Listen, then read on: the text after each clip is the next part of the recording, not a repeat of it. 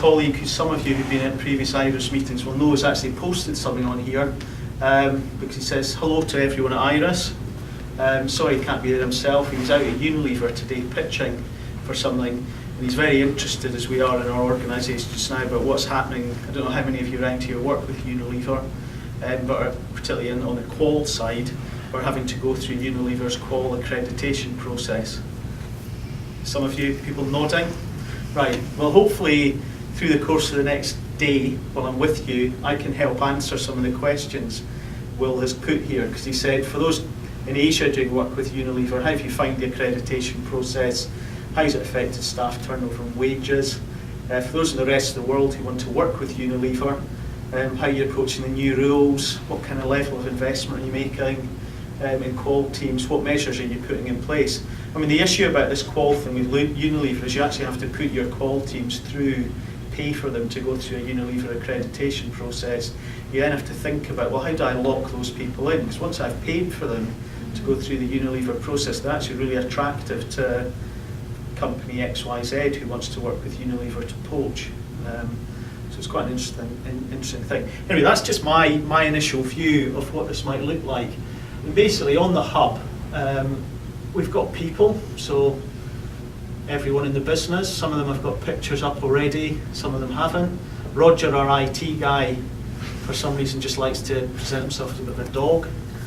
So that's people who are in there.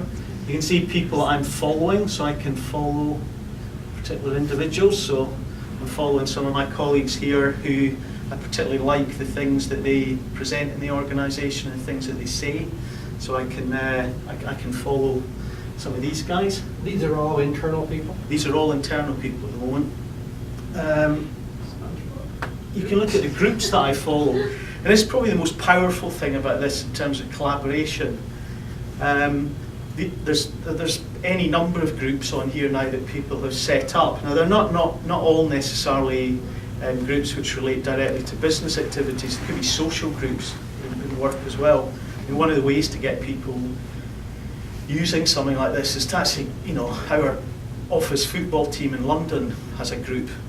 I'm not even a member of that group. I'm not allowed into it because they probably say some horrendous things that I'm not allowed to see. But in this case, you'll see particular things that I've been working on recently or looking at. So for example, one of the live projects we've got just now, which Sammy will know well, is this company called Do, who are the in Dubai, yeah. They're the quad play media operator in Dubai, doing mobile phones, all the telephony things there. It's Vodafone. And effectively Vodafone in Dubai. We've got a big pitch to them next Monday.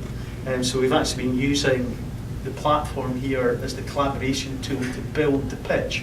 So everyone who's involved in that pitch will be in this particular Do. Let's click on that. These groups are internal as well. So these groups are internal at the moment, but there is actually a group. I just noticed this afternoon they've just set up a Do external group. And I think what they're doing with that is putting in some materials which the Do people will be able to look at after the pitch. So they could do that. So you can see here, I mean, John is our CEO. He's actually just put a congratulation note on here to the technology team internally because they've got a live demo up and running for this particular pitch.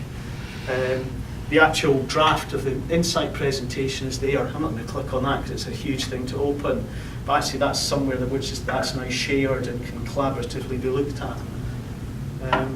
Let's go back.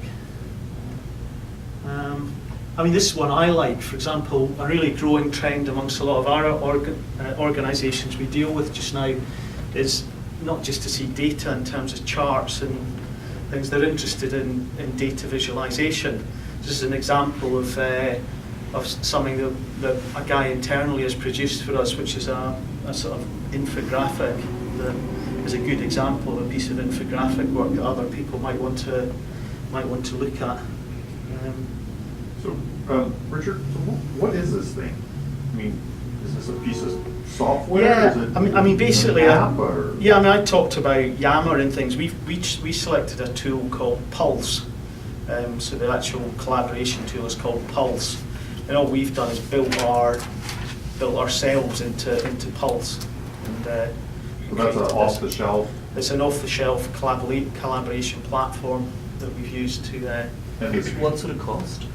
I think we've built the whole thing is pretty cheap really. I mean, it's probably under £10,000 or $15,000 plus time, obviously. Yeah. There's a bit of time, but I mean, we started slowly in June, so we wanted just to start getting people to use it, and I think it's now just beginning to get to the stage where, like this pitch, where people are really starting to look at. I'll give you another example actually. So would this replace all of the email chatter that would be on this? On any, like, let's say this pitch would do? Yeah, I mean, we've still got some email chatter going on, but what's important with this is if somebody posts something in here, it posts a message into your email as well, because of the way it works like any other social collaboration platform. So you then know there's something in here that's worth looking at. So Barry's, for example, Barry's following this group. Somebody posts a new post, it shows up in Barry's email with Sure. that post. So Yeah. we can either go here to see it or get in your Well, email. or to come at it from the problem side, and just tell me if this understanding is correct.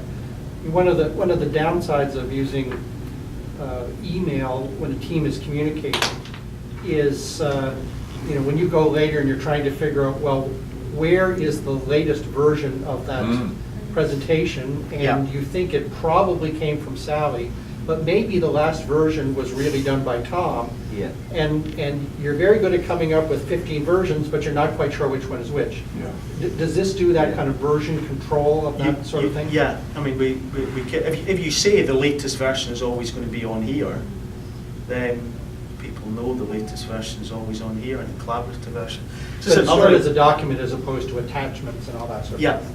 This is another example, and I'm going, when I land on Monday morning, I go home, have a shower, get into my suit, and then I'm going to a pitch with the Post Office, which is the main postal provider in the UK, with some colleagues. Now here's the people we're going to see from the Post Office, so sorry, clients shouldn't really see things like this. This is the kind of stuff you do behind the So we'll say scenes. anything. But we've got intelligence here about who we're going to see, and that's gone out into the, John, who's our marketing guy, has put that out. And I noticed this afternoon, Prithwish, who's one of the junior research execs in the business, he said, unless there's more than one Andrew Viggers, he used to be in the same team with him at Research International and Business and Tech team. He's loud but friendly, typical northerner from Stoke, quite opinionated, thinks he knows it all.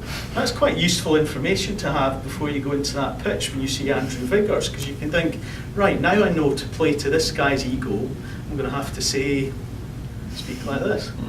So, and then some other guy, Chris Hope, who's a research director in London, said actually Stoke isn't in the north. So he's just kind of come in with a little comment, say it's actually in the Midlands, and that's just a bit of a joke. But so, I mean, I could click through. There's actually an Iris group, as you see here.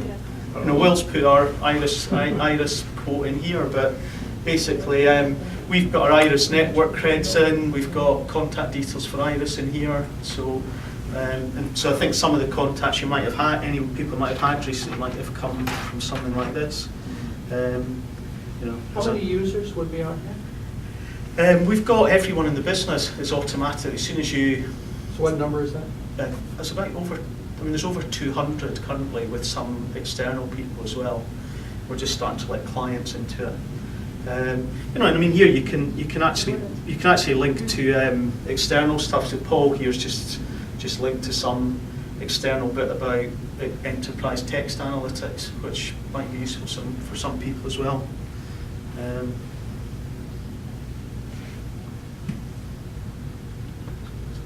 I think I've just logged myself out. Yeah, you did. Anyway, that's the hub, just to give you a bit of a run through. Interesting.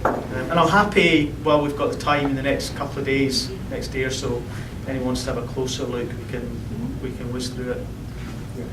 Can you give, for instance, for a person that is authorized to go into certain parts of it and not Yeah, others? you can give hierarchies, like the football team. Okay. The football Or team. Google Plus or something. Yeah.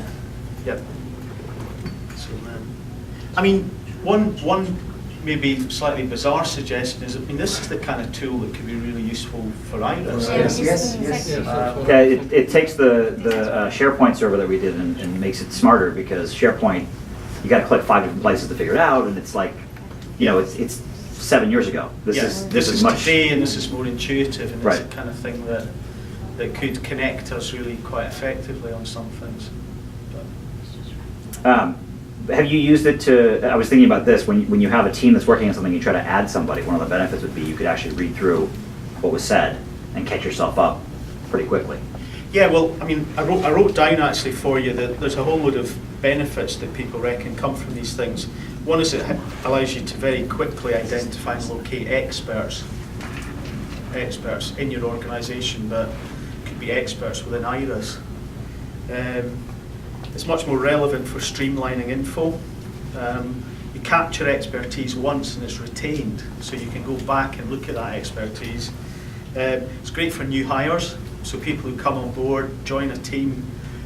You know, we've got our main client accounts are starting to build up libraries of knowledge now. So you bring a new hire, a new SRE, research exec into a team.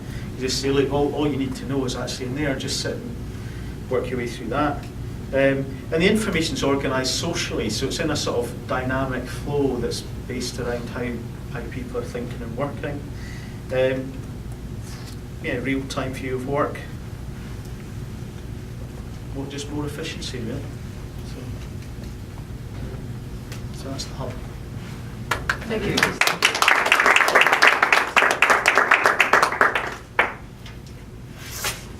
Thanks, Richard.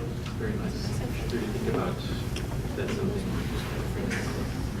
effectiveness in that way. More effectiveness. Good. That basically wraps up the day for today. Alex, you want to say something?